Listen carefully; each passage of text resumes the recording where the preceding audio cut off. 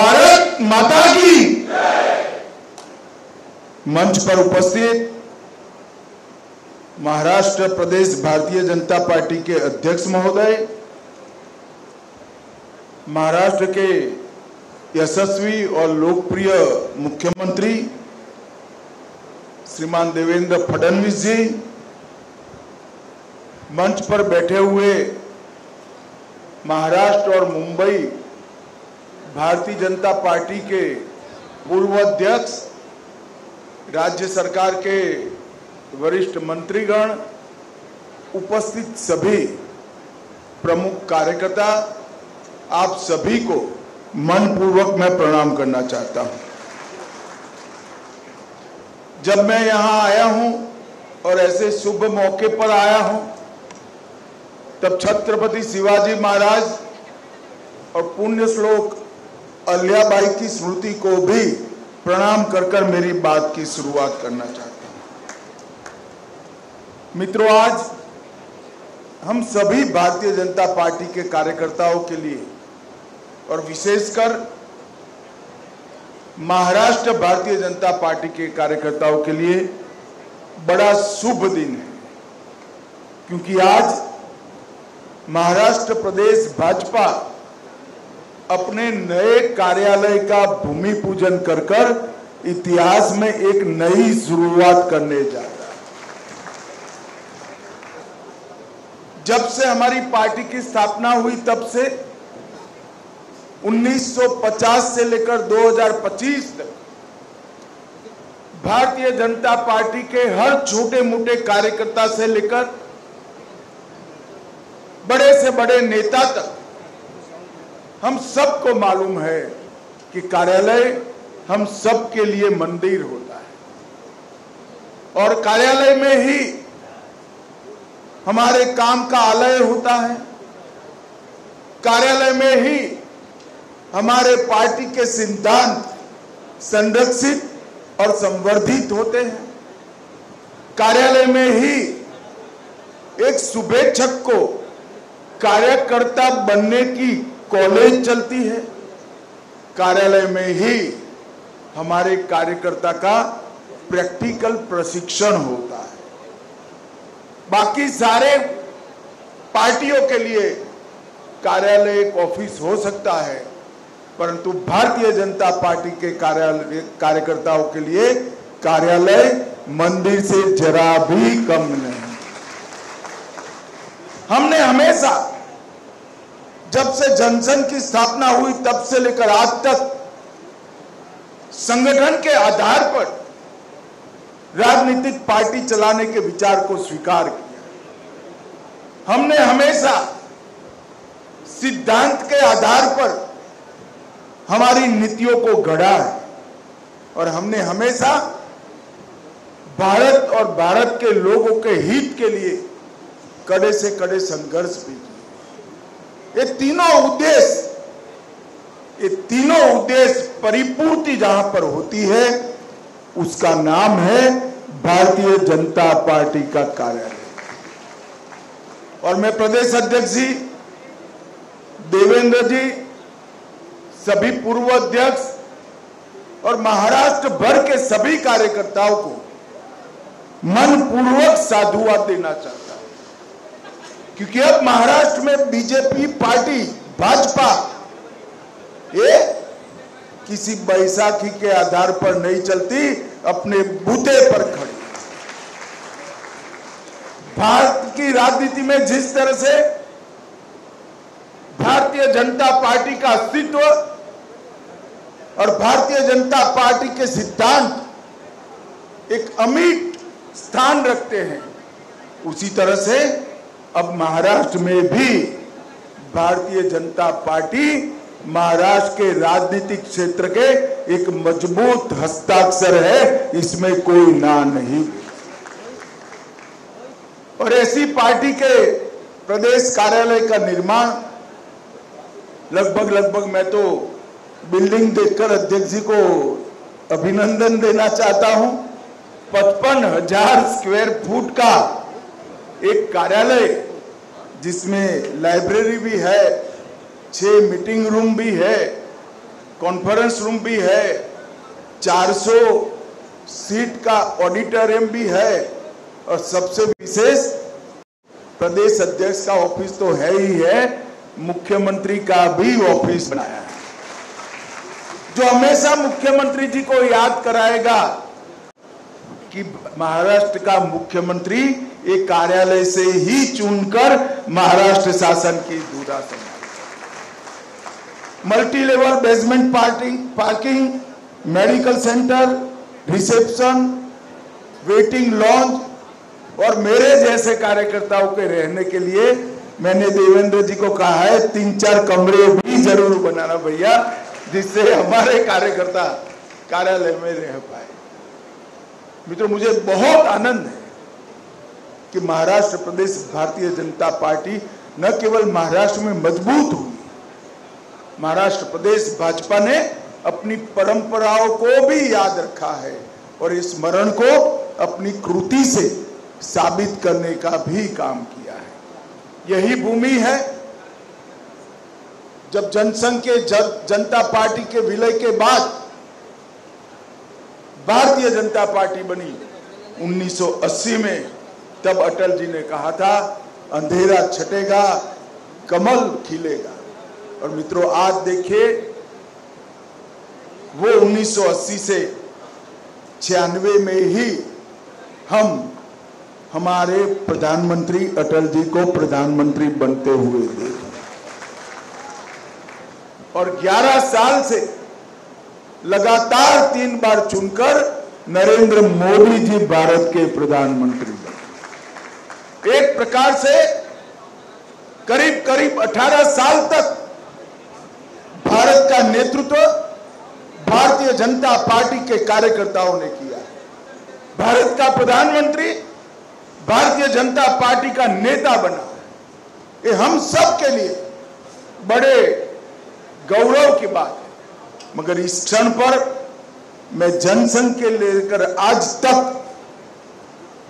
जिन कार्यकर्ताओं ने एक कठिन पथ को पार करने का काम किया, जिन नेताओं ने जबरदस्त अभाव के बीच में काम कर पार्टी की मजबूत नींव डालने का काम किया, पार्टी के विचारों के वटवृक्ष के बीज को बोने का काम किया और बीज से लेकर वटवृक्ष तक वो पौधा खड़ा हो जाए, बड़ा वटवृक्ष बने, तब तक अपने पसीने से सिंचने का काम किया। वो सभी कार्यकर्ता नेताओं को हम सब की ओर से मैं मनपूर्वक प्रणाम करना चाहता हूं। मित्रों, भारतीय जनता पार्टी, मुझे भी पार्टी का अध्यक्ष बनने का मौका मिला है। आज मीडिया के लोग यहां बैठे हैं, मैं उनको बताना चाहता हूं कि भारत में एकमात्र राजनीतिक दल ऐसा है जिसका नाम भारतीय जनता पार्टी है, जहां बूथ का अध्यक्ष पार्टी का राष्ट्रीय अध्यक्ष बन सकता है। और मैं उसका उदाहरण 1981 में मेरी भारतीय जनता पार्टी की यात्रा एक बूथ के अध्यक्ष से हुई थी और ये पार्टी ने मुझे ये महान पार्टी का राष्ट्रीय अध्यक्ष बनने का मौका दिया था। यही बताता है कि हमारी पार्टी परिवारवाद के आधार पर नहीं चलती। हमारी पार्टी लोकतांत्रिक मूल्यों के आधार पर जो परिश्रम करता है, पार्टी के सिद्धांतों पर आगे बढ़ता है, जिसके अंदर परफॉर्मेंस करने की ताकत है, वो ही इस पार्टी में बड़ा नेता बन सकता है मित्रों। और हमने ये सिद्ध कर रख दिया कि परिवारवादी पार्टियों की पॉलिटिक्स इस देश में नहीं चलेगी। पॉलिटिक्स ऑफ परफॉर्मेंस ही देश का नेतृत्व आगे संभालेगा। और मोदी जी इसका उत्कृष्ट उदाहरण है।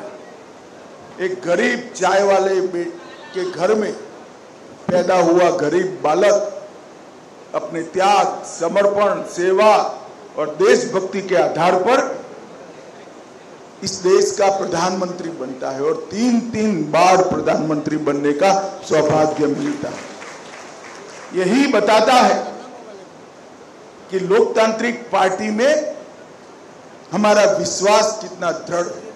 और मेरा स्पष्ट मानना है, जो पार्टियां अपने आंतरिक कामकाज के अंदर लोकतंत्र को बहाल नहीं कर सकती, वो पार्टियां देश के लोकतंत्र का कभी रक्षा नहीं कर सकती, कभी रक्षा नहीं कर सकती। और परिवारवादी पार्टियों के लिए ये बहुत बड़ा मैसेज। मित्रों, आज महाराष्ट्र भारतीय जनता पार्टी अपने नूतन कार्यालय का भूमि पूजन कर रहे उस वक्त जो बचा कुछा काम बाकी है जिला मुख्यालयों का, मेरा अध्यक्ष जी और देवेंद्र जी से अनुरोध है कि 2026 दिसंबर तय कर लो, महाराष्ट्र के 100% जिलों में भारतीय जनता पार्टी का कार्यालय बनाना। लगभग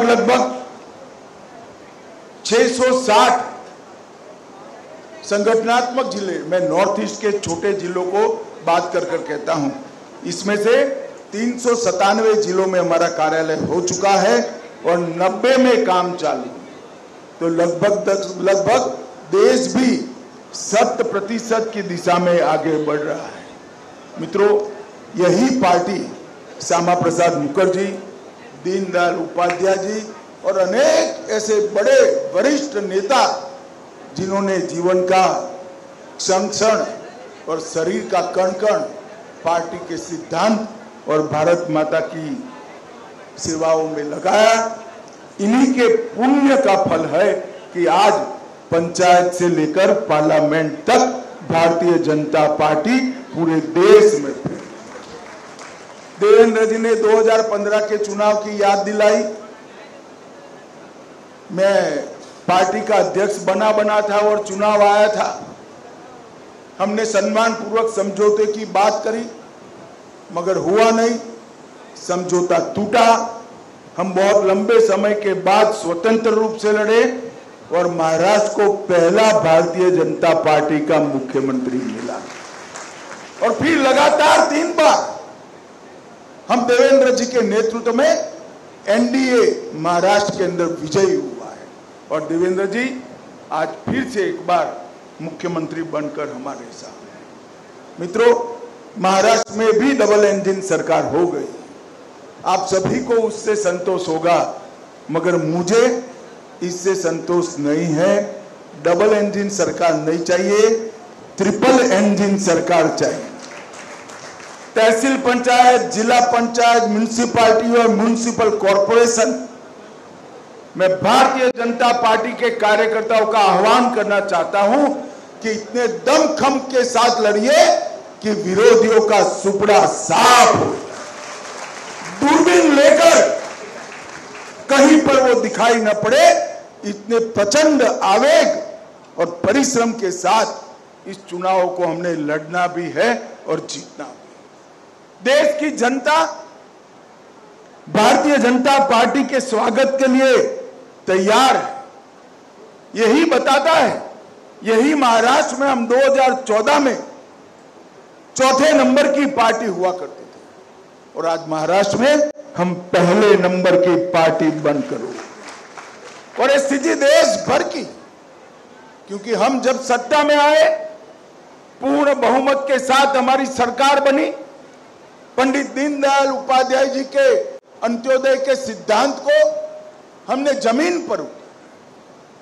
हमने इस देश के 60 करोड़ गरीबों के लिए घर में बिजली, गैस का सिलेंडर, शौचालय, पीने का पानी, प्रति व्यक्ति 5 किलो मुफ्त अनाज, हर व्यक्ति को 5 लाख तक की मेडिकल की सुविधाएं, न जाने कितने उपहार देकर गरीबों का जीवन हमने दुष्कर था उसको सुलभ बनाने का काम किया है।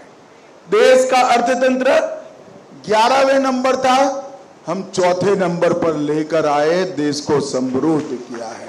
और मित्रों, देश को सुरक्षित करने का काम भी भारतीय जनता पार्टी के नेता नरेंद्र मोदी के नेतृत्व। देश पर जितने भी बड़े आतंकवादी हमले हुए, करने वाले और कराने वाले दोनों को दंडित करने का काम भारत के सीमा की सुरक्षा करने वाले जवानों ने, और इसका बहुत रिसेंट नजदीक के भूतकाल का उदाहरण है ऑपरेशन सिंदूर।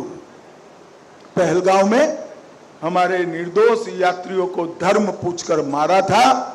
हमने धर्म पूछे बगैर जहां वो छिपे थे वहां जाकर पाकिस्तान के घर में घुसकर सफाया किया। और ऑपरेशन महादेव ने वो कांड करने वालों को भी उनकी गति की ओर आगे बढ़ाया। करने वाले भी गए, कराने वाले भी गए, और पूरी दुनिया में एक संदेश गया कि भारत की सीमा और सेना इसके साथ छेड़खानी नहीं करते, वरना नतीजे भुगतने पड़ते। मित्रों, कई सारे नए विकास के आयाम मोदी जी ने गढ़े हैं। मैं तो आश्चर्यचकित हूं। आज ही हमारी दरियाई व्यापार की पूरे दुनिया भर के सभी सेक्टर की एक बहुत बड़ी समिट की शुरुआत हुई। सिर्फ हमारे पोर्ट और पोर्ट से संलग्न सारी इंडस्ट्री का जो विकास हुआ है वो देखते हैं तो भी आंखें चकाचौंध हो जाती है। परंतु इसके साथ साथ हम विचारधारा के आधार पर चलने वाले पार्टी, सांस्कृतिक राष्ट्रवाद के आधार पर हम देश को आगे बढ़ाने का प्रण लेकर चले हुए लोग, हमारे कई वादे 1950 से थे। हम 1950 से मानते थे कि अयोध्या में जहां राम भगवान का जन्म हुआ था वहां भव्य राम मंदिर बनना चाहिए। और मित्रों, वो काम भी नरेंद्र मोदी सरकार ने 2019 में पूरा किया। हम मानते थे कि धारा 370 देश की एकता और अखंडता के खिलाफ एक चैलेंज है। आतंकवादियों का वैचारिक पोषण करने के लिए ही धारा 370 हमेशा प्रेरित रहती है। वो धारा 370 को भी खत्म कर दिया। मित्रों, सीए भी लाए, ट्रिपल तलाक भी समाप्त हो गया, और कुछ राज्यों ने कॉमन सिविल कोड की शुरुआत भी कर रही है। हमारे सारे वैचारिक मुद्दे मोदी जी के नेतृत्व में इस 11 साल में हमें समाप्त करें। अब आगे हमारे सामने लक्ष्य है कि 2047 में एक आत्मनिर्भर और पूर्ण विकसित भारत की रचना करना। ऐसा भारत जो आजादी की जब शताब्दी मनाई जाए तब पूरे विश्व के अंदर हर क्षेत्र में भारत सर्वप्रथम हो, ऐसा भारत का निर्माण करने के लिए आगे बढ़ना है। हमारे पुरखों ने ये पार्टी यहां पर लाकर हमें सौंपी है। हमारी जिम्मेदारी है कि आने वाली पीढ़ियां भी सिद्धांत के आधार पर राजनीति करने वाली हो। इसकी निर्मिति करने की, वो पीढ़ियों की निर्मिति करने की जिम्मेदारी हमारी है। और मैं मानता हूं आज जिस कार्यालय का भूमि पूजन हुआ है वो महाराष्ट्र प्रदेश भारतीय जनता पार्टी का नया कार्यालय आने वाली पीढ़ियों तक, आने वाली कई पीढ़ियों तक, देश की आजादी की शताब्दी तक ऐसे ही देव दुर्लभ कार्यकर्ताओं का सृजन करती रहेगी। इसका मुझे विश्वास है।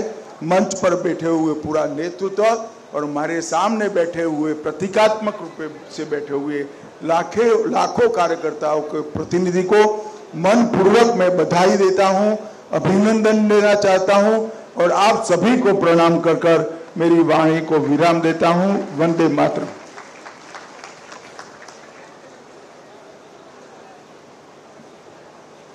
अमित भाईंचे खूप खूप आभार। त्यांनी खूप छान सांगितलं की आपलं ऑफिस नाही, आपलं कार्यालय आहे। परिवारवादाचा मानणारा